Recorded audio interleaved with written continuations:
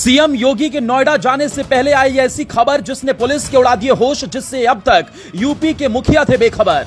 बाबा की नगरी में बच्चों के साथ किया जा रहा बड़ा खिलवाड़, स्मार्टफोन की आड़ में बनाया जा रहा मासूमों को शिकार। यूपी में धर्मांतरण का खेल खेलने वाले की कांप जाएगी रूह। बुलडोजर बाबा ने अधिकारियों को बताया वो प्लान जिससे पूरी तरह महफूज हो जाएगी हिंदू आवाम। यूपी में बेखौफ होकर चल रहा था धर्म परिवर्तन का वो बड़ा खेल, जिसमें आधी आबादी को किया गया था टारगेट। यूपी ही नहीं, पूरे देश में धर्मांतरण का गंदा खेल चल रहा है, जिससे अब कोई अनजान नहीं है।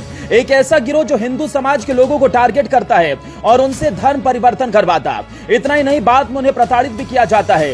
ये खेल यूं तो कई सालों से चल रहा है, लेकिन हाल में इन मामलों में इजाफा हुआ है। देश का कोई भी राज्य इससे अछूता नहीं है, लेकिन भारत के सबसे बड़े राज्य पर धर्म का गंदा खेल खेलने वालों की नजर अधिक है। यूपी का कोई भी हिस्सा ऐसा नहीं था जहां से धर्म परिवर्तन की खबर ना आई हो, लेकिन बाबा के होते हुए उनके प्रदेश में अपराधी अपने मंसूबों को अंजाम दे, ये कैसे मुमकिन है। सीएम योगी आदित्यनाथ नोएडा के दौरे पर पहुंचे, लेकिन उससे पहले एक ऐसी खबर आई जिसने पुलिस अधिकारियों की नींद उड़ा दी। अधिकारियों ने तुरंत बाबा को इसकी जानकारी दी, जिसके बाद बाबा ने कुछ ऐसा किया जिससे घिनौना खेल खेलने वाले बेचैन हो उठे। दरअसल हाल ही में पुलिस ने बड़ी जानकारी के आधार पर एक ऐसा मामला पकड़ा जिसमें स्मार्टफोन में गेमिंग ऐप के जरिए धर्म परिवर्तन किया जा रहा था। ये बहुत बड़ा गिरोह है जो भोले भाले बच्चों को स्मार्टफोन देकर इस बड़े खेल को अंजाम दे रहा है। अधिकारियों ने तुरंत इसकी जानकारी योगी आदित्यनाथ को दी, जिसके बाद वो खुद एक्शन में आकर उससे निपटने का आदेश दिया।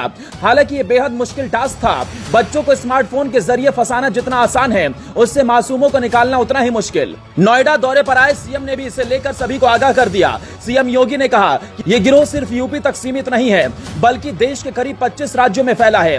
गिरोह के लोग गेमिंग के जरिए अपना शिकार बनाते थे। हमने दिल्ली और मुंबई में देखा है कि किस प्रकार लड़कियों की हत्या कर दी जाती है। जब ऐसी घटनाएं यूपी में देखी तो हम अध्यादेश लेकर आए। कानून अपना काम करेगा, मगर समाज को भी जागरूक होना पड़ेगा।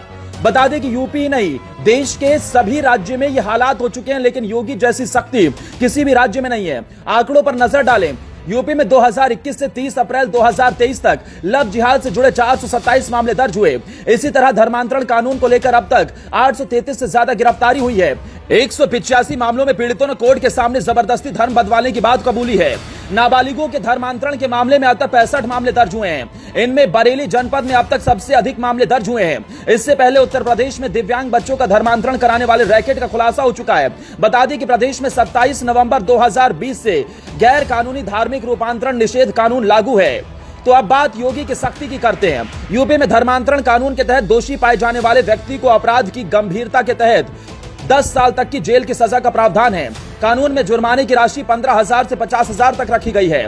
धर्मांतरण का कानून यूपी में 27 नवंबर 2020 से लागू है। सरकार जो एक्ट लेकर आई है उसका सख्ती से पालन कराया जा रहा है। हाल ही में गाजियाबाद में धर्म परिवर्तन का खेल खेलने वाले शाहनवाज को महाराष्ट्र से गिरफ्तार किया गया। अब बच्चों पर इसका खतरा मंडराता देख योगी आदित्यनाथ ने सख्ती को और ज्यादा बढ़ा दिया। बाबा के डर से आरोपियों में दहशत है, लेकिन सनातन धर्म के पुजारी योगी आदित्यनाथ ने यह प्रण लिया कि प्रदेश में हिंदुओं को महफूज रखने में कोई कसर नहीं छोड़ेंगे, चाहे इसके लिए बुलडोजर से कितने भी घरों की कुर्बानियां ही क्यों न देनी पड़े। योगी के प्रदेश में किसी तरह का अन्याय बर्दाश्त नहीं किया जाएगा।